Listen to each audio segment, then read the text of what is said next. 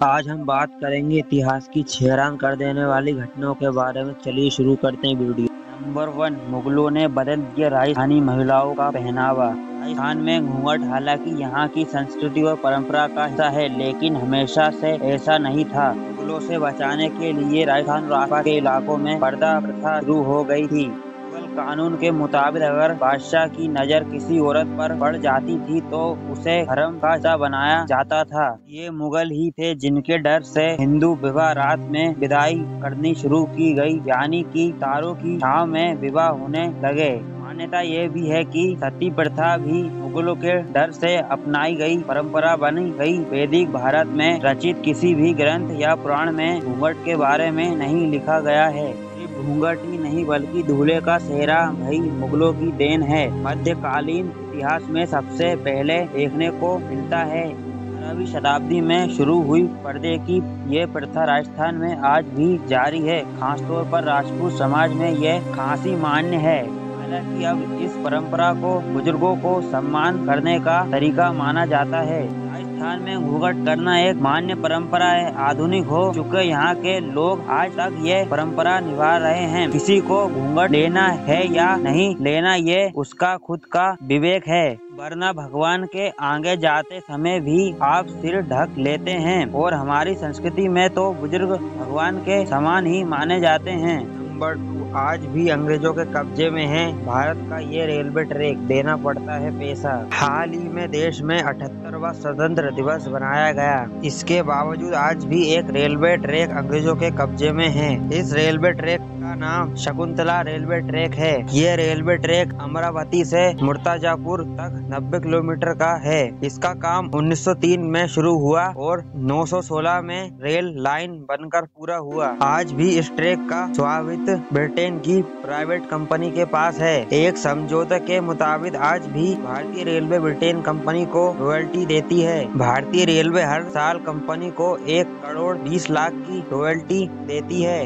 Number 3, आज के समय में हर कोई कैमरे में लेंस है। टेक्नोलॉजी के इस दौर में चीजों को बहुत आसान बना दिया है। आज मोबाइल फोन में अच्छे कैमरे के फीचर उपलब्ध है। मोबाइल के इस दौर में कैमरे की जरूरत को काफी कम कर दिया है। लेकिन आज हम आपको बताते हैं कि दुनिया की पहली कैमरे से ली गई फोटो कैसी थी। आज से करीब 198 साल पहले की पहली फोटो ली गई थी। 9 जनवरी 1839 को दुनिया की पहली तस्वीर कैमरे में कैद हुई थी। उस दौरान फोटो की इस प्रक्रिया को रोगोरोटाइप कहा जाता था। इसका आविष्कार लुइस डोगेर और जोसेफ नाइसफोर्ड ने किया था। फ्रांस सरकार ने इस आविष्कार का ऐलान 19 अगस्त 1839 को किया था। नंबर 4, जान की प्यासी कुर्सी। जो बैठा उसका काम तमाम, कुछ ही घंटों में मौत। एक ऐसी रहस्यमय कुर्सी जिस पर कोई भी बैठा वह किसी न किसी वजह से मारा गया। इस जानलेवा कुर्सी को इंग्लैंड के एक म्यूजियम में रखा गया है। इसको जमीन से कई फुट ऊपर लटकाया गया है। इस मौत की कुर्सी के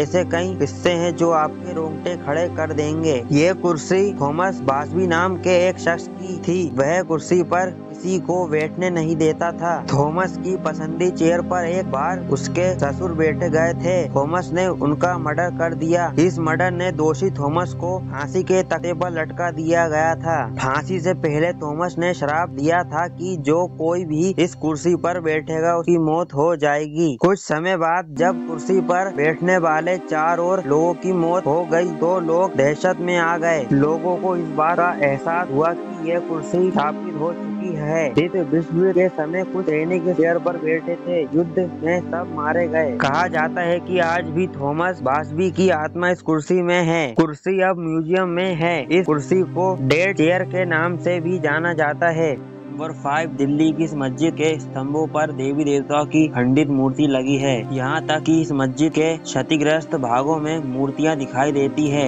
कुतुब मीनार से सेट इस मस्जिद को कुबत उल इस्लाम के नाम से जाना जाता है। इस मस्जिद का निर्माण 1192 में कुतुबुद्दीन ऐबक ने करवाया था। पुरातात्विक दरवाजों के अनुसार कुतुबुद्दीन ने इसे 27 हिंदू और जैन मंदिरों को तोड़वाकर बनवाया था। ऐसा कहा जाता है कि मंदिर को तोड़ने के बजाय आए उसी में सुधार कार्य करते हुए इस्लामिक इमारतें तैयार की गई थी। इस वजह से मस्जिद में देवी देवताओं की मूर्तियां आज भी खम्भों पर साफ दिखाई देती है। मुस्लिम शासकों ने मंदिर के अवशेषों को छुपाने के लिए खम्भों पर मोटा प्लास्टर चढ़ा दिया था। जब प्लास्टर उतर गया तो सच्चाई सामने आती गई। अधिकतर मूर्तियों को क्षतिग्रस्त किया जा चुका है। मस्जिद का काफी हिस्सा ढहने के बाद भी ये पर्यटकों का ध्यान अपनी ओर आकर्षित करता है।